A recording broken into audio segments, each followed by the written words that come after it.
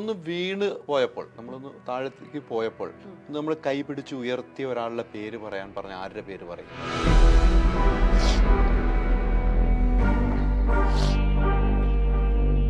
പിന്നെ കല്യാണശേഷം എന്റെ രാശി മാറായിരുന്നു.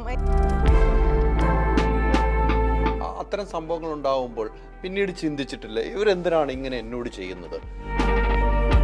അവസരം ചോദിച്ചു പോയിട്ടുണ്ട്, പക്ഷെ എനിക്ക് ആ ഒരു ക്യാരക്ടർ ജീവിതത്തിൽ വില്ലത്തിയാണോ? സുഖത്തിലും ദുഃഖത്തിലും മഴയിലും തണലിലും എല്ലാത്തിലും ഉണ്ടായിരുന്നു. ഈ ബിഗ് ബോസ് ഈ ലിസ്റ്റൊക്കെ വന്നപ്പം വീട്ടിലൊക്കെ സംസാരിച്ചോ? ഞാൻ തോക്കൂല, ഐ വിൽ കീപ് മൂവിങ്. ഇത് എന്റെ തീരുമാനമായിരുന്നു.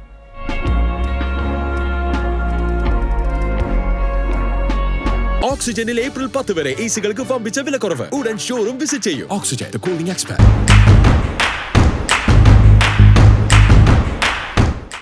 നമസ്കാരം. ഇന്ന് ഒരു സ്പെഷ്യൽ അതിഥിയാണ്. കാരണം ഈ അതിഥിയെ എനിക്ക് നേരത്തെ തൊട്ട് പരിചയമുണ്ട്. ഇതിനു മുമ്പ് ആകാശഗംഗ സിനിമ എടുക്കുമ്പോഴാണ് ഞാൻ ഈ അതിഥിയുമായിട്ടിരുന്ന്. അതിഥി മറ്റാരുമല്ല, എൻ്റെ ഏറ്റവും അടുത്ത സുഹൃത്ത് ശരണ്യ ആനന്ദ്. നമസ്കാരം. നമസ്കാരം. എന്തുണ്ട് വിഷയം? ഒത്തിരി കണ്ടിട്ട് ഒക്കെ പറഞ്ഞ് ഫോർമാലിറ്റി വേണം. ഒത്തിരി നമ്മൾ കണ്ടിട്ട്. അതെ അതെ, തീർച്ചയായും. നമ്മളിപ്പോൾ ലാസ്റ്റ് കണ്ട് ഗരുഡൻ സിനിമയുടെ സക്സസ് പാർട്ടിക്ക് ഉണ്ട് അല്ലേ? യെസ്, ഗരുഡൻ സിനിമ. ഇപ്പൊ ഗരുഡൻ സിനിമയാണ് ലാസ്റ്റ് ചെയ്തത്. ഗരുഡൻ സിനിമയാണ്. സിനിമയ്ക്ക് അപ്പുറം ശരണ്യെ കണ്ടു തുടങ്ങിയത് മിനി സ്ക്രീനിലാണ് അല്ലേ? അതെ, ഏട്ടൻ മിനി സ്ക്രീനിൽ അല്ലി മുന്നേ കണ്ടിട്ടുണ്ട്. ഞാൻ കണ്ടല്ല, ഇപ്പോൾ പ്രേക്ഷകർ കണ്ടുകൊണ്ടിരുന്നത് അല്ലേ?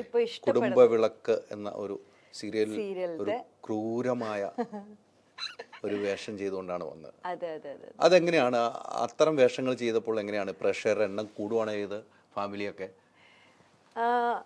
ഈ ടെലിവിഷൻ എന്ന് പറയുമ്പോൾ തന്നെ ഒത്തിരി വൈഡ് റേഞ്ച് സ്പ്രെഡ് ആവുന്ന ഒരു ഇതാണ്, മീഡിയയാണ്. അപ്പം അതിൽ വീട്ടമ്മമാര് കാരണം ഇരിക്കേണ്ടി വരുന്ന ഹസ്ബൻഡ്സ്, അതുപോലെ ഈ ഒരു ഈവനിങ് എൻവയറമെൻറ്റ് എല്ലാവരും കൂട്ടത്തോടെ ഫാമിലിയിൽ ഇരുന്ന് എൻജോയ് ചെയ്യുന്ന ഒരു ഇതാണ് നമ്മൾ ടെലിവിഷനിലുള്ള സീരിയൽ എന്ന് പറയുന്നത്.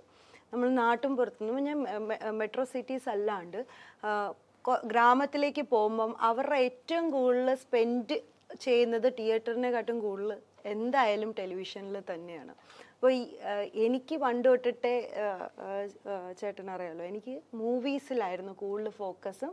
എനിക്ക് അതിലെന്തെങ്കിലുമൊക്കെ നല്ല ഒരു ഇപ്പം കിട്ടിയ ആ ഒരു പോപ്പുലാരിറ്റി, അല്ലെങ്കിൽ ഇപ്പം ഈ വേദിക എന്ന് പറഞ്ഞ കഥാപാത്രത്തിന് കിട്ടുന്ന സ്നേഹം ഞാൻ സിനിമയിൽ ചെയ്യുന്ന ക്യാരക്ടറിൽ നിന്ന് പ്രതീക്ഷിച്ചായിരുന്നു ഓരോരോ പടങ്ങളും ഞാൻ കാല് വെച്ചുകൊണ്ടിരുന്നത്. സോ ആ ഒരു പ്രതീക്ഷ എനിക്ക്, ആ ക്യാരക്ടറിന് കിട്ടുന്ന ഒരു ലൗഡ് വെൽക്കം എനിക്ക് കിട്ടിയത് വേദിക എന്ന് പറഞ്ഞ ഈ കുടുംബ വിളക്കെന്ന് പറഞ്ഞ സീരിയലിൽ നിന്നാണ്. അതെന്തായാലും ടെലിവിഷനിൽ തന്നെയാണ് ഏറ്റവും വൈഡ് റേഞ്ച് സ്നേഹം കിട്ടുന്നത്. വില്ലത്തി ആണെങ്കിലും എനിക്ക് ഭയങ്കര ഇഷ്ടപ്പെടുന്ന ഒരു ക്രൗഡാണ് എനിക്ക് കിട്ടിയത്. ജീവിതത്തിൽ വില്ലത്തിയാണോ? അത് മനീഷേട്ടനോടും ചോദിക്കണം. ജീവിതത്തിൽ വില്ലത്തി ആണോന്ന് ചോദിച്ചാൽ വില്ലത്തി അല്ല, പക്ഷെ വില്ലത്തി ആവേണ്ട അടുത്ത് ചിലപ്പോൾ വില്ലത്തി ആയിരിക്കും. ഹസ്ബൻഡ് വീട്ടിലിരുത്തുന്ന ഒരു ക്യാരക്ടർ അല്ലേ? ജീവിതത്തിൽ വിവാഹമൊക്കെ ചെയ്തു. എങ്ങനെയാണ് മനീഷ് എന്ന് പറഞ്ഞ ഹസ്ബൻഡ്?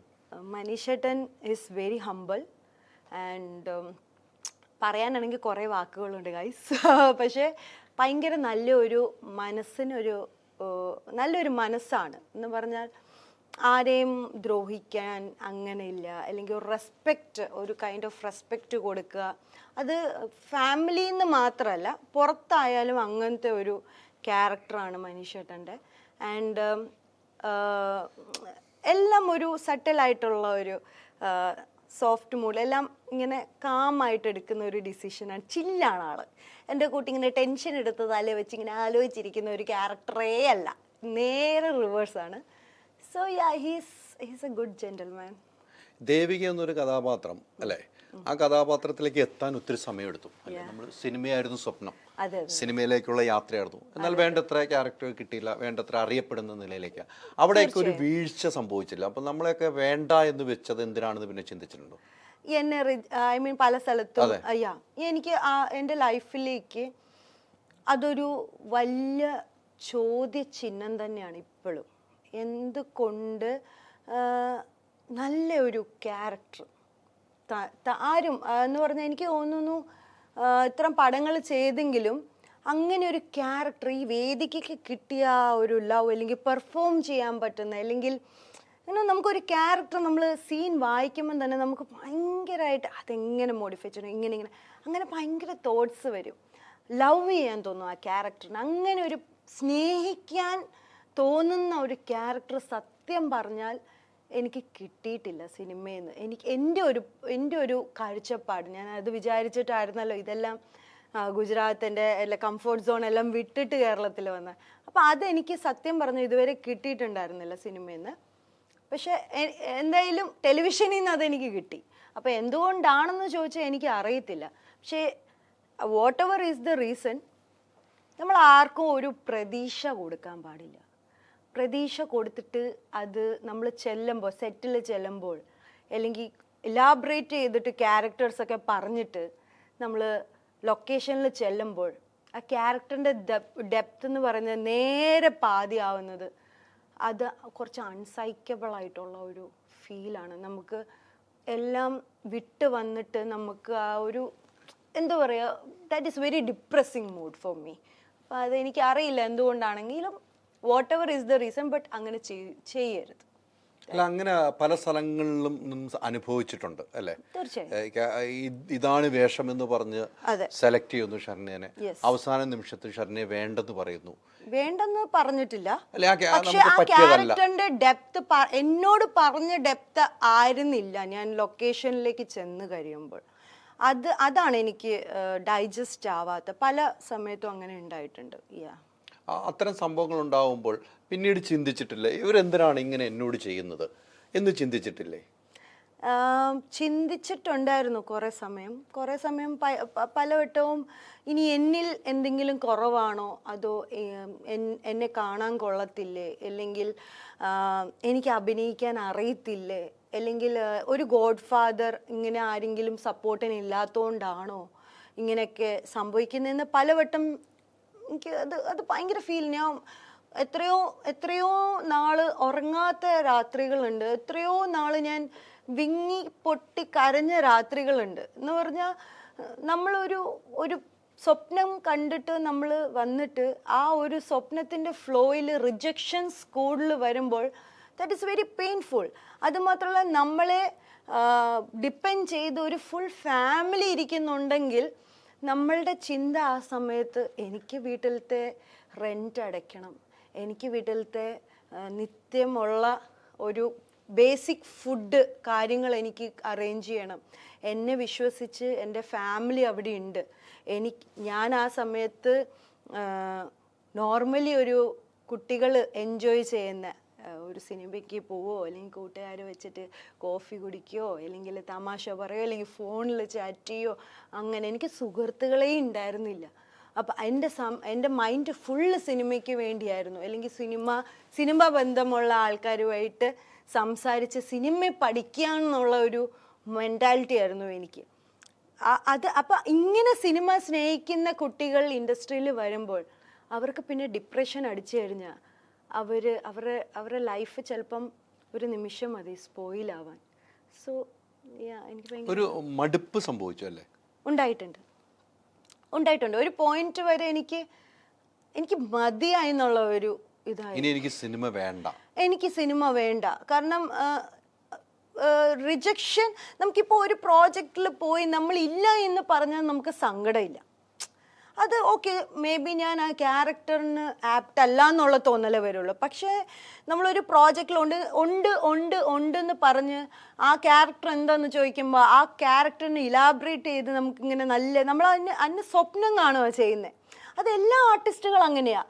ഒരു ഡേറ്റ് ആർട്ടിസ്റ്റിൻ്റെ ചോദിക്കുമ്പോൾ ആ ആർട്ടിസ്റ്റിനോട് സബ്ജക്റ്റ് പറയുമ്പോൾ ആ ആർട്ടിസ്റ്റ് അതിനെ ഒന്ന് മനസ്സിൽ വേറെ ഒരു സാങ്കല്പികം, അല്ലെങ്കിൽ അതിനെ ഒന്ന് പിക്ചറൈസേഷൻ ചെയ്ത് അതിനെ ഒന്ന് എങ്ങനെ ഡെവലപ്പ് ചെയ്യാമെന്നുള്ള സ്വപ്നം കാണും. അത് ഏത് ആർട്ടിസ്റ്റാണെങ്കിലും കാണും. അങ്ങനെ കാണുന്ന ഒരാളായിരുന്നു ഞാനും. പക്ഷേ ഞാനിതെല്ലാം കണ്ടു കഴിഞ്ഞ് ഞാൻ സെറ്റിൽ പോകുമ്പോൾ അതിൻ്റെ പാതിയേ ഉള്ളൂ എന്ന് തോന്നുമ്പോൾ അത് ഭയങ്കര സങ്കടമായിരുന്നു. പക്ഷേ പിന്നീട് ഞാൻ മനസ്സിലാക്കി, പിന്നീട് ഞാൻ വിചാരിച്ചു എന്താന്ന് വെച്ചാൽ എനിക്ക് എന്തായാലും ഗോഡ് ഫാദറോ ആരുമില്ല. എൻ്റെ അച്ഛനും അമ്മയും അല്ലെങ്കിൽ എല്ലാവരും ഒരു സാധാരണ ഒരു ഫാമിലിയാണ്. ലെറ്റ്സ് സ്റ്റാർട്ട് എന്നുള്ള ഒരു മൈൻഡ് സെറ്റ് ആയിരുന്നു എനിക്ക്. തുടങ്ങാം, ചെറിയ ക്യാരക്ടറിൽ നിന്ന് തന്നെ തുടങ്ങാം. ഒരു ദിവസം എനിക്ക് ഹിറ്റ് ചെയ്യാൻ പറ്റുന്ന ഒരു ക്യാരക്ടർ വരും, ഞാൻ ഈ ലോകം അറിയപ്പെടും.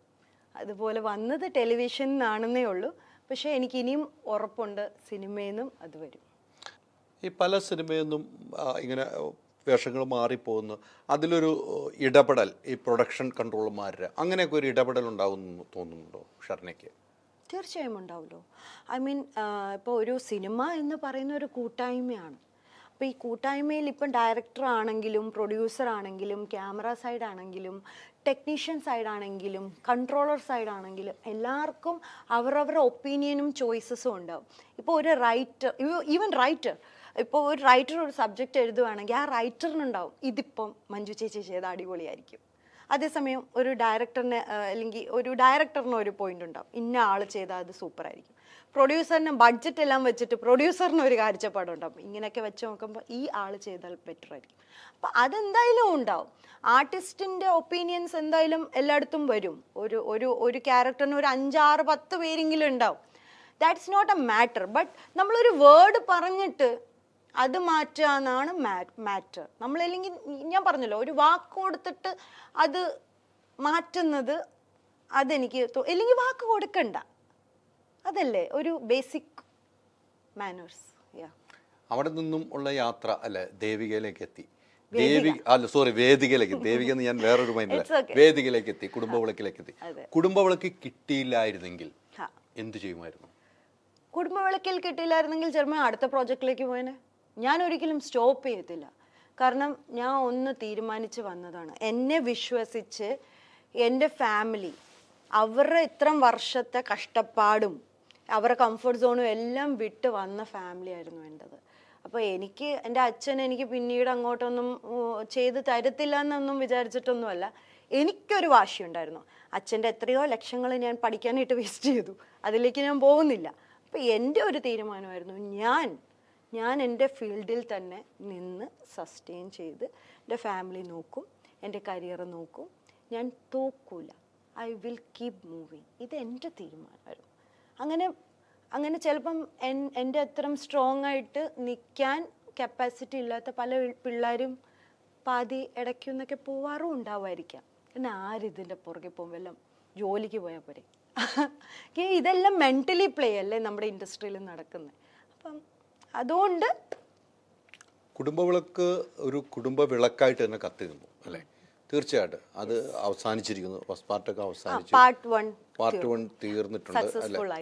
ഗംഭീരമായിട്ട് എവിടെ പോയാലും എനിക്ക് തോന്നുന്നു ഷർണയ്ക്ക് ഏറ്റവും കൂടുതൽ ആളുകളും പ്രേക്ഷകരും ഉണ്ടായ ആരാധകരും ഉണ്ടായ ആ ഒരു സീരിയൽ നിന്നാണ് കുടുംബവിളക്കത്തെ വേദിക എന്ന് പറഞ്ഞ ഒരു മാറ്റമല്ല. ഒരു എത്ര സിനിമയിൽ അഭിനയിച്ചാലും കിട്ടുന്ന അപ്പുറത്തേക്ക് കിട്ടി, അപ്പുറത്തേക്ക് സ്നേഹം.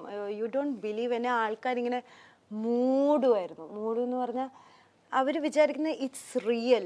എനിക്ക് അതിലൊരു ക്യാൻസർ വന്നിട്ട് അസുഖം വന്ന ഒരു സീക്വൻസസ് നടന്നിട്ടുണ്ട്.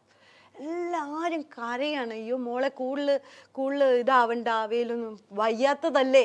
അങ്ങനെ വരെയുള്ള സ്നേഹം എനിക്ക് നോർമൽ ഓഡിയൻസിൽ നിന്ന് കിട്ടിയത്. അത് എൻ്റെ ഒരു പവർ തന്നെയെല്ലാം വീട്ടമ്മമാരുടെ. ഇത് കഴിയുന്ന മുന്നേ തന്നെ ഞാൻ വർക്ക് ചെയ്തിട്ടുള്ള എല്ലാം ഡയറക്ടറും എല്ലാം ടീംസ് എന്നെ അപ്രീഷിയേറ്റ് ചെയ്തിട്ടുണ്ട്.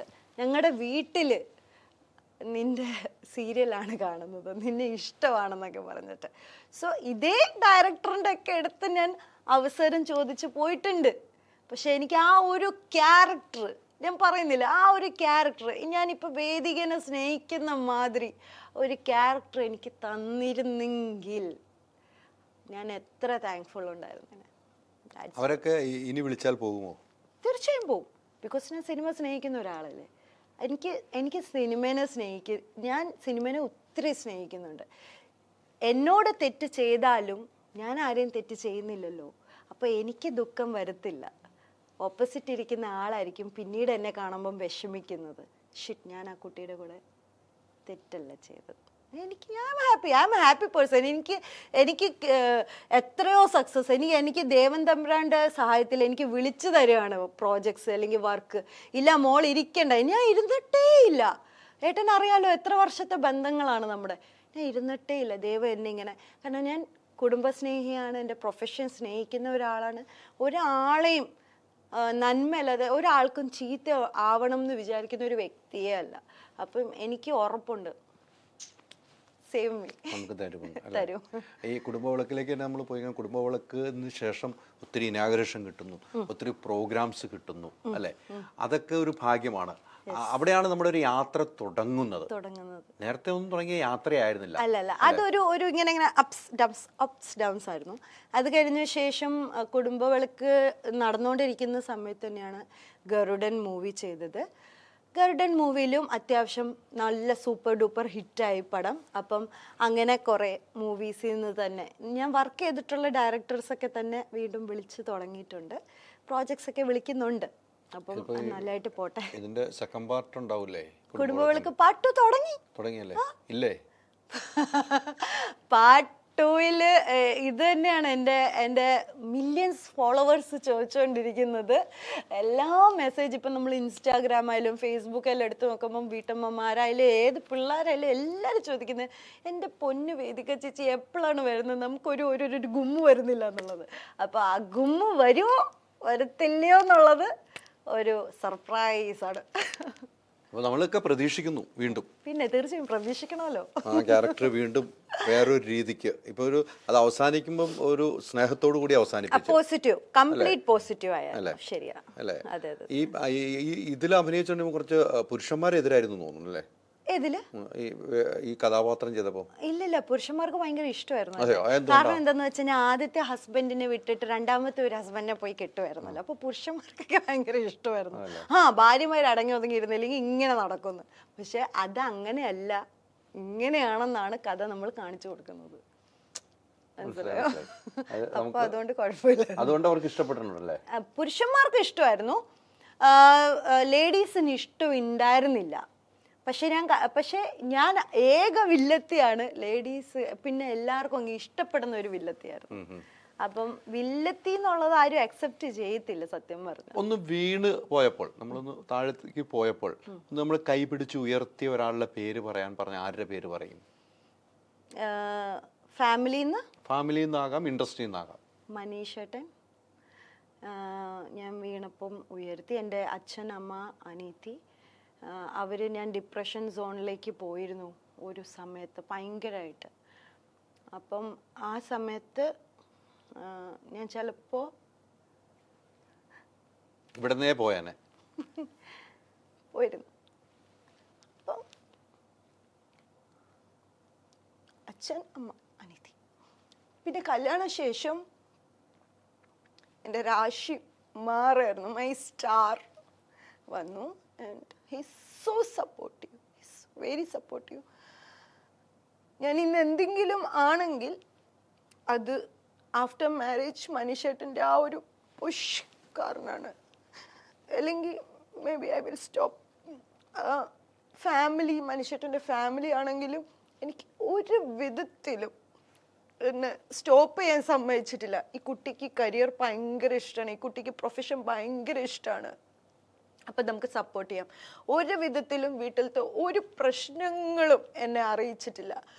മനീഷേട്ടൻ്റെ മമ്മി ഹെൽത്തിൽ ഷീസ് നോട്ട് ഓക്കെ സത്യം പറഞ്ഞാൽ. ബട്ട് അതിൻ്റെ പോലും ഒരു പ്രഷർ അല്ലെങ്കിൽ എനിക്ക് ഇച്ചിരി പോലും തന്നിട്ടില്ല.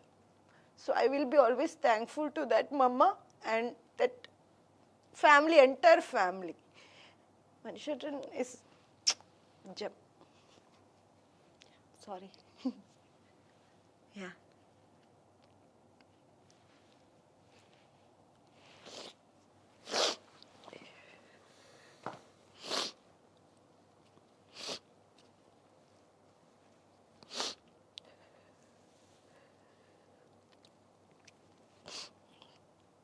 അപ്പം അത്ര പെയിൻ ഉണ്ടായിരുന്നു. അതാണല്ലോ ഇപ്പോൾ കണ്ണ് നിറഞ്ഞ് പൊട്ടിക്കരയുന്ന നിലയിലേക്ക് എത്തിയത്. എല്ലാം വേണ്ടാമെന്ന് വെച്ച അവിടെ നിന്നും ഒരു വലിയ ഉയർത്തെഴുന്നേൽപ്പാണ് നന്ന്. ഇപ്പോൾ ഇത്ര പേരാണ് ഇപ്പം ഈ നമ്മുടെ ഇന്റർവ്യൂ കാണുമ്പം എനിക്ക് തോന്നുന്നു ഷർണയുടെ ആരാധകർ എന്നോട് പറയും എന്തിനാണ് വീണ്ടും ആ കുട്ടിയെ കരയിപ്പിച്ചതെന്ന് ചോദിക്കും. ഞാൻ കരയിപ്പിച്ചതല്ല കേട്ടോ, ഉള്ളത് ചോദിച്ചിട്ട് പറഞ്ഞതാണ്. എനിക്കും കണ്ണു പറയുന്നു, പക്ഷെ ഞാൻ ചിരിക്കുകയാണ്. എനിക്ക് ഷർണയെ നേരത്തോട്ട് അറിയാം, ഇങ്ങനെ ആയിരുന്നില്ല ഷർണയെ.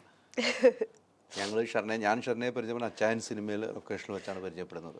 അപ്പൊ എത്ര വർഷം മുമ്പുള്ള പരിചയമെന്ന് ആലോചിക്കണം. തീർച്ചയായും എനിക്ക് തോന്നുന്നു ഏകദേശം ഒരു 8-9 വർഷം. നിനക്ക് അതെ, അച്ചായൻ സിനിമയുടെ 10 വർഷം. അന്ന് ഷർണയെ കുറിച്ചൊരു വാർത്ത ചെയ്താണ് ഞാൻ അന്നും ഷർണയുടെ യാത്രയെ കുറിച്ച് എനിക്ക് തോന്നുന്നു. ആ ബന്ധങ്ങൾ നമ്മളിങ്ങനെ തുടർന്ന് കുടുംബപരമായിട്ട് പോകുന്ന ഒരു ബന്ധമായിട്ട് മാറിയാൽ മതി. തീർച്ചയായും. പക്ഷേ ഈ കണ്ണുനീര്, ഇതിലും കൂടുതൽ കണ്ണുനീരുണ്ടായിരുന്നല്ലോ വീട്ടിലുണ്ടായിരുന്നല്ലോ. പക്ഷെ അതിന്റെ ഫലമാണ് ഇപ്പം അനുഭവിച്ചിരിക്കുന്നത്. എന്ത് രസകരമായ കുടുംബജീവിതം.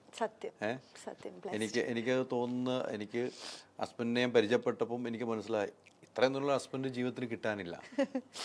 അതിനാ അവിടെ പറയാറില്ല, അതിങ്ങനെ പിടിച്ചു വെച്ചിട്ട് കാണുമ്പോഴെങ്കിലും മനസ്സിലാകട്ടെ. Very good person. അത് ഏറ്റവും ക്വാളിറ്റി ഇതാണ്. ഞാൻ പറഞ്ഞല്ലോ, എൻ്റെ പ്രൊഫഷനിൽ എനിക്ക് പോവാൻ ഇച്ചിരി പോലും ആള് എന്നെ ഇന്ന് പോണ്ട അല്ലെങ്കിൽ ഒരു വിധത്തിലും സമ്മതിച്ചിട്ടില്ല. അപ്പോൾ എൻ്റെ ആഗ്രഹം എന്താണെന്നറിയാമോ, എന്നെ ഒത്തിരി വീട്ടമ്മമാർ എല്ലാവരും എന്നെ അഡ്മയർ ചെയ്യുന്നുണ്ട്. അപ്പം എനിക്ക് ഓരോ ഫീമെയിൽസിന് ഇങ്ങനെ ആഗ്രഹമൊക്കെ കല്യാണം കഴിഞ്ഞിട്ട് പ്രാരാബ്ദമൊക്കെ വന്നു വരുമ്പോൾ അവരുടെ ആഗ്രഹങ്ങളൊക്കെ അങ്ങ് നല്ല ടാലൻറ്റഡ് ആയിരിക്കും എല്ലാവരും, പക്ഷെ അങ്ങ് ആഗ്രഹം ഒതുങ്ങിപ്പോവും. അവർക്കൊക്കെ എനിക്കൊരു ഇൻസ്പിറേഷൻ പോലെ കാണിക്കണം എന്ന് പറയുന്നത്, നമ്മൾ ഒരിക്കലും തോറ്റു കൊടുക്കരുത്. നമ്മളെ തന്നെ സ്നേഹിക്കണം, നമ്മളെ ഒത്തിരി സ്നേഹിക്കണം. നമ്മളെന്ത് ചെയ്യും, നമ്മൾ കല്യാണം കഴിഞ്ഞ് നമ്മളെ ഫാമിലിനെ സ്നേഹിക്കും. നമ്മളെ ഫാമിലിനെ സ്നേഹിക്കുന്ന, അല്ലെങ്കിൽ കല്യാണത്തിന് മുന്നേ ആയാലും ഫാമിലിനെ എല്ലാം സ്നേഹിക്കും. അല്ലെങ്കിൽ കല്യാണത്തിന് മുന്നേ നമ്മൾ സോളോ ആണല്ലോ, അപ്പം നമുക്കത്, ഞാൻ കല്യാണം കഴിഞ്ഞിട്ടുള്ള ഫാമിലിനെ സ്നേഹിക്കും. സ്വന്തമായിട്ട് സ്നേഹിക്കാൻ അവർക്ക് സമയം കിട്ടാറില്ല. അപ്പം ഞാൻ ആഗ്രഹിക്കുന്ന എല്ലാം ലേഡീസ് ഒന്ന് മിററിൻ്റെ അടുത്തൊക്കെ പോയിട്ട് ഒന്ന് സ്വയം സ്നേഹിക്കണം. ഇതാണ് എൻ്റെ ഹസ്ബൻഡ് ആദ്യം പഠിപ്പിച്ചു തന്നത് എന്ന് പറഞ്ഞാൽ, യു ലവ് യുവർ സെൽഫ്. നീ നിൻ്റെ സ്കില്ല് നോക്ക്, നീ നിന്നെ സ്നേഹിക്ക്, നിൻ്റെ കഴിവുകൾ നീ ചെയ്യെന്ന് പറഞ്ഞ് ഇങ്ങനെ ഒരു പുഷാണ് എനിക്ക് തന്നത്. ആ പുഷിൽ ഞാനിങ്ങനെ വളർന്ന് എല്ലാവരുടെ ഹൃദയത്തിലേക്ക് ചെന്നെത്തി. ചിലപ്പോൾ ആ ഒരു പുഷ് അത്രയ്ക്ക് ഇമ്പോർട്ടൻ്റ് ആയിരുന്നു എൻ്റെ ലൈഫിലേക്ക്. അതുപോലെ തന്നെ ഒരു റിയാലിറ്റി ഷോ നടന്നിട്ടുണ്ടായിരുന്നു, ഡാൻസിങ് സ്റ്റാർ എന്ന് പറഞ്ഞ റിയാലിറ്റി ഷോ. അപ്പൊ അതില് നമ്മളെ 2 പേരെ കണ്ടിരുന്നില്ല. അപ്പൊ അതില് ഫുൾ പ്രൊഫഷണൽ ആയിട്ടുള്ള ഡാൻസേഴ്സ് ആയിരുന്നു. അതിൽ ഞങ്ങൾ 2 പേരും മാത്രമേ ഉണ്ടായിരുന്നുള്ളൂ മാരീഡ് കപ്പിൾസ് ആയിട്ട്. ഇല്ല, അതെനിക്ക് നോൺ ഡാൻസർ, പുള്ളിക്ക് ഡാൻസേ അറിയത്തില്ല. അപ്പൊ ഈ റിയാലിറ്റി ഷോ വന്നപ്പം മനീഷേട്ടൻ്റെ മമ്മിക്ക് ഭയങ്കര പറഞ്ഞിട്ടുണ്ട്, ഒരു ഹെൽത്ത് ഇഷ്യൂ ഉണ്ട്, അത് എനിക്ക് അത് പറയണ്ട, എനിവേസ് ഒരു ഹെൽത്ത് ഇഷ്യൂ ഉണ്ട് അമ്മയ്ക്ക്. അപ്പം അമ്മയ്ക്ക് സന്തോഷമാണ് എൻ്റെ കുടുംബവിളക്ക് ഞാൻ അവിടെ ചെയ്യുമ്പോൾ, എന്നെ കാണുമ്പോൾ ഫ്രെയിമിലൊക്കെ ഇരുന്ന് കാണും, എൻ്റെ മരുമോള ഇങ്ങനെയൊക്കെ പറയും. അതുപോലെ തന്നെ ഈ ഡാൻസിങ് സ്റ്റാറിലേക്ക് ഇതാക്കി കഴിഞ്ഞപ്പോൾ അമ്മയ്ക്കൊരു ലൈഫ് കിട്ടിയ മാതിരിയായിരുന്നു. അപ്പം എനിക്ക് ആ അമ്മയുടെ ആ ചിരി, അല്ലെങ്കിൽ അമ്മയുടെ ആ ഒരു സന്തോഷം, എങ്കിൽ ഒരു എൻകറേജ്മെൻ്റ് ആണ് അമ്മയ്ക്കത്. അപ്പം അത് കാണാൻ വേണ്ടി ഞങ്ങൾ അത് കുറേ കഷ്ടപ്പെട്ടു. മനുഷ്യർ അതിനു വേണ്ടിയായിരുന്നു ഏറ്റവും കൂടുതൽ കഷ്ടപ്പെട്ടത്. അത് നമ്മൾ ആ ഡാൻസിങ് സ്റ്റാറിൻ്റെ ഫസ്റ്റ് ഡേയിലാണ് നമ്മൾ ആ ഹെൽത്തിനെ പറ്റി അറിയുന്നത് തന്നെ. പക്ഷെ മനുഷ്യൻ വിട്ടുകൊടുത്തില്ല, മനുഷ്യൻ്റെ മുഖത്തത് കാണിച്ചിട്ടേ ഇല്ല, ഞാൻ പോലും കാണിച്ചിട്ടില്ല. സ്ട്രഗിൾ ചെയ്ത് അമ്മ ഫ്രെയിമിൽ കൊണ്ട് അമ്മയോട് മനുഷ്യരും പറഞ്ഞിരുന്നു, അമ്മയോടും ഉണ്ണിയോടും പറഞ്ഞിരുന്നു, എന്നോടും പറഞ്ഞിരുന്നു, ഞാൻ ഗോൾഡൻ ബസർ അടിച്ചിരിക്കും. അപ്പം ഞാൻ മനസ്സിൽ എന്തൊക്കെയോ കിടന്ന് പറയുന്നു. അവിടെ 10-15 വർഷം എക്സ്പീരിയൻസ് ഉള്ള ആൾക്കാരുടെ ഇടയ്ക്ക് നോൺ ഡാൻസറായിട്ട് നമ്മൾ 2 പേരും പോയിട്ട് ഗോൾഡൻ ബസറെ. പക്ഷെ ആളടിപ്പിച്ചത് എനിക്കറിയാം, എനിക്ക് വേണ്ടി അല്ല, അത് അമ്മയ്ക്ക് വേണ്ടിയായിരുന്നു എന്നുള്ളത്. ആ ഒരു സന്തോഷം അമ്മയുടെ കാണാൻ വേണ്ടിയാണെന്നുള്ളത്. അപ്പം ആ നോൺ ഡാൻസർ അത്ര ഹാർഡ് വർക്ക്. ഞാനാണെങ്കിൽ പക്കാ ഡാൻസർ. അപ്പം മനുഷ്യട്ടൻ എന്നെ ബാലൻസ് ചെയ്യാനും ഒക്കെ അതെന്ന് പറഞ്ഞാൽ ബിസിനസ്സിലിരിക്കുന്ന ഒരാൾ നമ്മളുടെ ഫീൽഡിലേക്ക് വന്ന് കഷ്ടപ്പാട്, ഭയങ്കര കഷ്ടപ്പാടാണല്ലേ, ആ ഒരു ഇത് ഫേസ് ചെയ്യും. ആൻഡ് ദാറ്റ് വാസ് വെരി, ഞാൻ പറഞ്ഞില്ല, ഭയങ്കര ജെല്ലാവുന്ന ഒരു വ്യക്തിയാണ്. ഭയങ്കര ജെല്ലാവുകയും നല്ലൊരു. ഞാനത് കണ്ടപ്പോൾ അദ്ദേഹം ഡാൻസ് ചെയ്യുന്ന ഒരു വ്യക്തിയാണ്, ഷർനെ പോലെയൊക്കെ ഡാൻസിങ് പഠിച്ചാന്ന്, പക്ഷെ ഗംഭീരമായിട്ട് ചെയ്തു. അത് ഭയങ്കര. എത്ര നാളത്തെ പ്രാക്ടീസ് ആയിരുന്നു? 2 ദിവസം. ഷർനെയാണ് പഠിപ്പിച്ചത്? ഞാനോ? അതിന് ഭയങ്കര എക്സ്പീരിയൻസ്ഡ് ആയിട്ടുള്ള കൊറിയോഗ്രാഫേഴ്സ് ഒക്കെ ഉണ്ടായിരുന്നു. അവര് വന്നിട്ട് നമ്മളെ പഠിപ്പിക്കും. അതിന് ഞാൻ ഷൂട്ടിലും ഇരിക്കും, മനുഷ്യട്ട അവിടെ ഇങ്ങനെ ഇരിക്കും. വരട്ടെ എന്നിട്ട് പഠിക്കാം. എന്നിട്ട് വന്നു കഴിഞ്ഞ് പഠിക്കുമ്പോൾ മനുഷ്യട്ട ഒരു ദിവസം കൊണ്ട് ഞാൻ അവിടെ നിന്ന് തകതിമി മനുഷ്യട്ട്. ഞാൻ പറഞ്ഞു മനുഷ്യട്ട ഒന്ന് പൊങ്ങ്, പഠിക്കണ്ടേ, ഇങ്ങനെ ചെയ്യും. സ്റ്റേജിൽ വരുമ്പോ ആള് ഗംഭീര പെർഫോമൻസ് ആയിരുന്നു. ആള് ഭയങ്കര അസാമാന്യ കോൺഫിഡൻസ് ആ കേട്ടോ. ഞാനും വരെ വിചാരിച്ചു ദൈവമേ ഇതെങ്ങനെ. പക്ഷെ അല്ല, അത് എനിക്ക് നിങ്ങളുടെ കല്യാണത്തിന്റെ ഷൂട്ട് ഉണ്ടായിരുന്നല്ലോ, സ്പൈക്ക്, അത് ഭയങ്കര ഇഷ്ടമാണ്. അവിടെ ഞാൻ അദ്ദേഹത്തിന് കുറച്ച് കഴിവുകളുണ്ടെന്ന്, ശരണ്യെ ഒതുങ്ങി പോകുന്നതാണ് ഞാൻ ഓർത്തത്. ശരണ്യ വീട്ടിലിരുന്നോ, ഞാൻ ഇനി ഇറങ്ങിക്കോളാന്ന് പറയുന്ന ഞാൻ ഓർത്ത്. പക്ഷെ അതാണ് ഒരു ഭാഗ്യം, അതാണ് ഒരു ഭാഗ്യം. അവിടെ ഏറ്റവും വലിയ ഭാഗ്യം എനിക്ക് ഷർണെ പറഞ്ഞപ്പം എനിക്കൊരു മനസ്സിൽ ഒരു ഷോക്ക് വന്നത്, അമ്മയുടെ കാര്യം പറഞ്ഞല്ലോ. അമ്മയുടെ ഒരു സപ്പോർട്ട്, ഒരു മരുമോള് വന്നു കഴിഞ്ഞാൽ ഒരു വീട്ടിലുണ്ടെന്ന് അമ്മയ്ക്ക് ഒരു സപ്പോർട്ട് ഉണ്ട്, അങ്ങനെ തന്നെ പോയിക്കോ. എനിക്ക് നല്ല സപ്പോർട്ടാണ് ആ കാര്യത്തിലൊക്കെ. എനിക്ക് നല്ല ഭാഗ്യമാണ്. കാരണം ഏറ്റവും കൂടുതൽ ഞാൻ ഇഷ്ടപ്പെടുന്നത് ഒന്ന് ഫാമിലി, രണ്ടാമത്തെ എൻ്റെ പ്രൊഫഷൻ. വേറെ എനിക്ക് ലോകം ഇല്ല. പക്ഷെ വേറെ അത് പറയുമ്പോൾ ഈ ഒരു കല്യാണം അല്ലേ, പെട്ടെന്നാണ് കല്യാണം വരുന്നത്. നമ്മളൊക്കെ ഫോൺ ചെയ്യുമ്പോൾ പെട്ടെന്ന് കല്യാണം തന്നെ പറഞ്ഞു. ഞാൻ തന്നെ അത്ഭുതം, കല്യാണം ഇത്ര വേഗം എന്താ കല്യാണം കഴിക്കുന്നതെന്ന് എന്നോട് ചോദിക്കുകയും ചെയ്തു. അച്ഛന്റെ അമ്മയൊക്കെ പറഞ്ഞത്, പക്ഷെ അവരുടെ സെലക്ഷൻ ഒക്കെ ആയി. അതിന് അച്ഛനും അമ്മയ്ക്കും പ്രൊഫഷനെ സപ്പോർട്ട് ചെയ്യുന്ന ഒരു വ്യക്തിനെ തന്നെയാണ് കണ്ടെത്തി തന്നു. അത് അവർക്കും ഒരു സല്യൂട്ട്. പിന്നെ അവർക്ക് സന്തോഷമുണ്ട്, കുഴപ്പമില്ല, അവർ ഹാപ്പിയാണ്, നല്ല രീതിയിൽ പോകുന്നുണ്ട്. ഇത്ര മാത്രമേ ഉള്ളൂ, കുറച്ച് നാഗ്പൂറും കുറച്ച് കൊച്ചിയും ആയിപ്പോയി. പക്ഷെ എനിവേസ് മനുഷ്യടനും ഞാനും അത് രണ്ട് രീതിയും നല്ല രീതിയിൽ ബാലൻസ് ചെയ്ത് ഫാമിലിനെ. തിരുവനന്തപുരത്ത് നിന്ന് ഷൂട്ട് ചെയ്യാൻ നേരെ നാഗ്പൂരിലേക്ക് പോകും. നാഗ്പൂരിൽ നിന്ന് നേരെ തിരുവനന്തപുരത്ത് വരും, മമ്മീനെ കാണാൻ കൊച്ചി വരും, പിന്നെ ഞാൻ അവിടെ നിന്ന് അങ്ങോട്ടും ഇങ്ങോട്ടും അങ്ങനെ. പക്ഷെ എല്ലാം ബാലൻസ് ചെയ്ത് ഞങ്ങൾ 3 വർഷം കൊണ്ടുപോയിട്ടുണ്ട്. 3 വർഷം സുഖമായ യാത്ര. അതെ അതെ. ഇനി ആ യാത്ര നാളുകളോളം വർഷങ്ങളോളം നീണ്ടിരിക്കട്ടെ. അയ്യോടാ, താങ്ക് യു. അതൊക്കെയല്ലേ നമുക്ക് ആഗ്രഹം.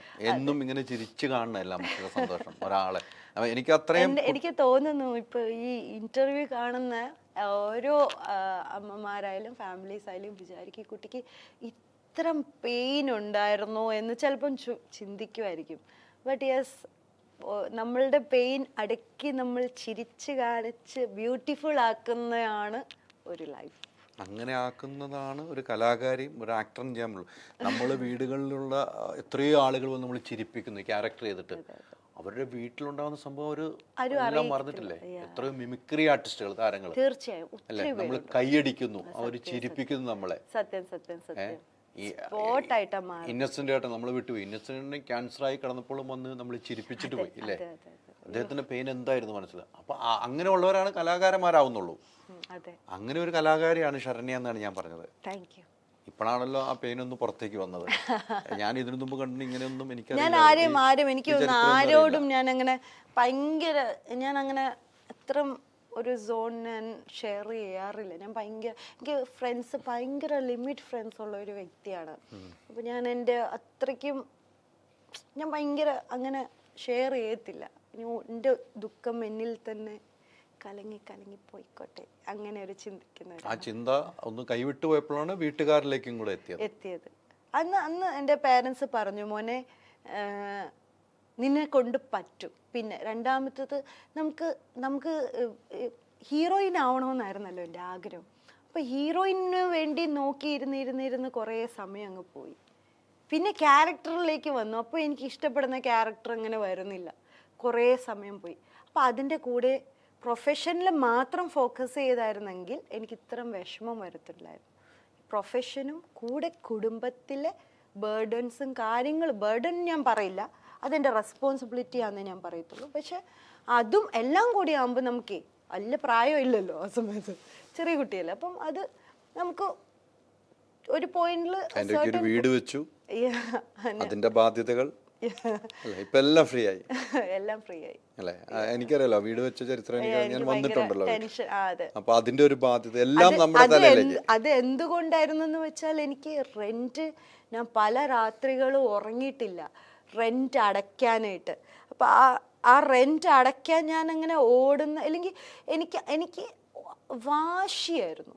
എനിക്ക് ആ ഒരു സോൺ ഇനി എൻ്റെ ലൈഫിലേക്കേ വേണ്ട എന്നുള്ളതായിരുന്നു. വീടെന്ന് പറഞ്ഞ ടെൻഷൻ വേണ്ട, അത് മാറ്റണം. എനിക്ക് കംഫർട്ട് സോൺ കൊടുക്കണം എൻ്റെ അച്ഛൻ, അമ്മ, അനിയത്തി. വീടെന്നുള്ള പ്രഷർ ഇനി വേണ്ട. ആ ഒരു അതൊരെണ്ണം സൈഡിൽ.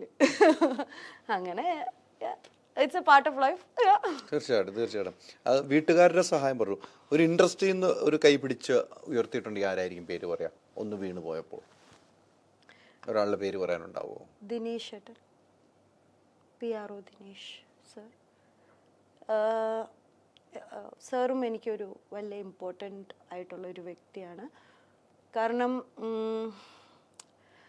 ഓരോ പ്രോജക്റ്റുകളും വരുമ്പോൾ എനിക്ക് അത് മനസ്സിലായിരുന്നു ഒരു സമയത്ത് സാറിനും ഈ കുട്ടി ബ്രേക്ക് ചെയ്ത് ഇനിയും പോവും, ഇനി പറ്റുന്നില്ല.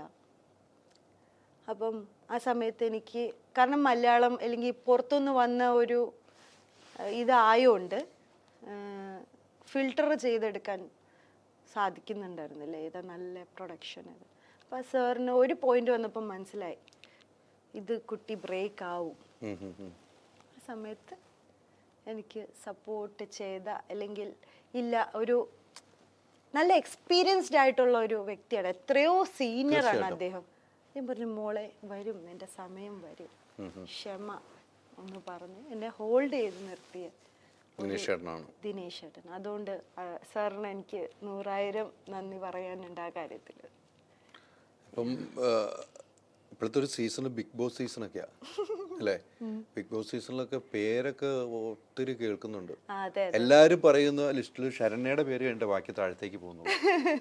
എങ്ങനെയാണ്, പോകുന്നുണ്ടോ അല്ല എന്താണ്? എനിക്ക് അറിയില്ലാത്തോട് ചോദിക്കണം കേട്ടോ. അല്ല, ഞാൻ അങ്ങനെ പലതിലും ഏട്ടനെയും കണ്ടിട്ടുണ്ടായിരുന്നല്ലോ. എന്ത് പ്രൊഡക്ഷൻ ലിസ്റ്റില്? എന്റെ പേര്. അപ്പം പോകുന്നുണ്ടോ? ഞാൻ പോകുന്നില്ല. പോകുന്നില്ലേ? ചിലപ്പോ വരും, ചിലപ്പോ പോകും ഞാൻ. അങ്ങനെ പറയല്ലേ, എന്തെങ്കിലും ഉറപ്പിച്ച് പറ. ശരണ്യ ഉറപ്പിച്ചു പറഞ്ഞാൽ ഞാൻ ഉറപ്പിച്ചു പറയാം. പോകുന്നുണ്ടോ? പേരൊക്കെ പോകുന്നുണ്ടോ? അത് അങ്ങനെയാണ് എന്നോട് ചോദിക്കാൻ. അത്ര എനിക്ക് പറയാൻ, എനിക്ക് അത്രേ പറയാൻ പറ്റുള്ളൂ. എനിക്ക് അല്ല, അങ്ങനെ കിട്ടിയാൽ പോവോ? കിട്ടിയാൽ പോവെന്ന് പറഞ്ഞാൽ എൻ്റെ ക്യാരക്ടർ വെച്ചിട്ട് ഏട്ടൻ എന്ത് തോന്നുന്നു? ഇത്ര നാളത്തെ സുഹൃത്തല്ലേ, പോവോ? പിന്നെ പോവോ? വൈ? അതങ്ങനെയാണ്. അതെങ്ങനെയെന്ന് പറ.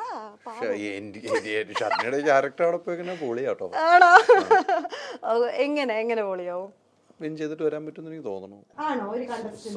സ്വഭാവം വെച്ചിട്ട്. കരയോ, ചിരിക്കോ, ചിരിപ്പിക്കോ, ദേഷ്യപ്പെടുവോ, പൊട്ടിത്തെറിക്കോ, എല്ലാം ചെയ്യും. ബോൾഡ് ആവുമോ, എല്ലാം ചെയ്യും. ഒരു മിക്സ് ആണോ? അതെ. എനിക്ക് കൂടിയിരുന്നപ്പോ തന്നെ അങ്ങനെ തോന്നിയല്ലോ. അയ്യോ, പക്ഷെ അങ്ങനെ പോകുമ്പോ വേറൊരു പ്രശ്നമുണ്ടല്ലോ. നമുക്ക് ഇഷ്ടം അഭിനയമാണെന്ന് പറയുമ്പോഴേ പെട്ടെന്ന് അവിടെ കയറി ലോക്കായി കഴിഞ്ഞാൽ എന്ത് ചെയ്യും? ഇനി പോയാൽ ഇല്ല, ഞാൻ എന്താ അഭിനയിച്ച എനിക്ക് എന്താ വേണ്ടെന്ന് മനസ്സിലാവുന്നില്ല ഏട്ടന്. എനിക്ക് വേണ്ടത് ഈ ജനങ്ങളുടെ സ്നേഹമാണ്. അതെവിടെ ഇരുന്നാലും കിട്ടണം. അത് ഇനി ടെലിവിഷന്റെ വേദിക ആവട്ടെ, ഇനി മേ ബി ബിഗ് ബോസിന്റെ ശരണ്യ ആനന്ദ് ആകട്ടെ, മനീഷേട്ടന്റെ വീട്ടിലത്തെ സ്കൈ ആവട്ടെ, അല്ലെങ്കിൽ എൻ്റെ വീട്ടിലത്തെ മനുക്കുട്ടനാവട്ടെ, എവിടെ ആയാലും എനിക്ക് എല്ലാവരുടെയും സ്നേഹം വേണം. അത്രേ ഉള്ളൂ. അപ്പം എവിടെ പോയാലും നമുക്ക് സ്നേഹം കിട്ടിയാൽ മതി. എനിക്ക് സ്നേഹം കിട്ടണം, നല്ല സ്നേഹം കിട്ടണം, നല്ല പോസിറ്റീവ് നിറഞ്ഞ സ്നേഹം കിട്ടണം. അതുപോലെ ഞാൻ ഭയങ്കര പോസിറ്റീവ് പേഴ്സൺ. അപ്പൊ ഞാൻ ഇങ്ങനെ പോസിറ്റീവ് ഇങ്ങനെ കൊടുക്കും, എനിക്ക് പോസിറ്റീവ്. ഈ ബിഗ് ബോസ് ഈ ലിസ്റ്റൊക്കെ വന്നപ്പം വീട്ടിലൊക്കെ സംസാരിച്ചോ? പേരൊക്കെ വരാറുണ്ട്. അപ്പം ഹസ്ബൻഡൊക്കെ ചോദിച്ചില്ലേ? മനുഷ്യർക്ക് ചോദിച്ചില്ലേ ശരിയാണോ എന്നൊക്കെ ചോദിക്കുന്നുണ്ടാവുമല്ലോ. ഞാൻ എന്തായാലും എനിക്ക് എൻ്റെ വീട്ടുകാര് അറിയാത്ത ഒരു സീക്രട്ടും ഇല്ല. അതുകൊണ്ട് ഇനി അഥവാ കിട്ടിയെന്ന് വെച്ചോ, എങ്ങനെയായിരിക്കും? ഹസ്ബൻഡ് സപ്പോർട്ട് ചെയ്ത് പൊക്കിക്കോളാൻ പറയോ? എന്റെ ഹസ്ബൻഡ് ഇന്ന് വരെ എന്നെ സപ്പോർട്ട് ചെയ്യാതെ ഇതിനും ഇരുന്നു. എന്റെ സുഖത്തിലും ദുഃഖത്തിലും മഴയിലും തണലിലും എല്ലാത്തിലും ഉണ്ടായിരുന്നു. സോ എനിക്ക് 101% ഉറപ്പാ. കിട്ടിയാൽ പോയിക്കോളാൻ പറയും. കിട്ടിയാലും മനുഷ്യരും പറയും മേ ഹൂന തും ജാവോ, സ്കൈ തും ജാക്കോ മേ ഹൂന. അതെന്തായാലും പറഞ്ഞു ഒരു സ്വസ്ഥത കിട്ടണമെന്ന് ഓർത്താണെങ്കിലോ. ഇതേ കുത്തിത്തീർപ്പുണ്ടാക്കല്ലേ. ഇല്ല ചിലപ്പോ മനുഷ്യട്ടൻ ഞാൻ പോകുന്ന സമയത്ത് 100 ദിവസം ഫ്രീ ആവുമെന്ന് എനിക്ക് അറിയത്തില്ല കേട്ടോ. ഈ ബോയ്സിനെ അറിയത്തുള്ളൂല്ലോ, ബോയ്സിന്റെ ഇത്. പക്ഷെ മനുഷ്യട്ടൻ എന്റെ ഒരു ഇത് പിക്ചറൈസേഷൻ അനുസരിച്ചിട്ട് മനുഷ്യട്ടൻ എന്നെ അങ്ങനെ നോക്കിയിരിക്കാൻ സാധ്യത. എനിക്ക് മനസ്സിലാവുന്നത് അങ്ങനെ കിട്ടിക്കഴിഞ്ഞാൽ ഇപ്പൊ മിനി സ്ക്രീനിൽ വീടുകളിൽ ഇരുന്നാണല്ലോ, ടെലിവിഷനിലൂടെ ആണല്ലോ കഥാപാത്രം കണ്ടത്.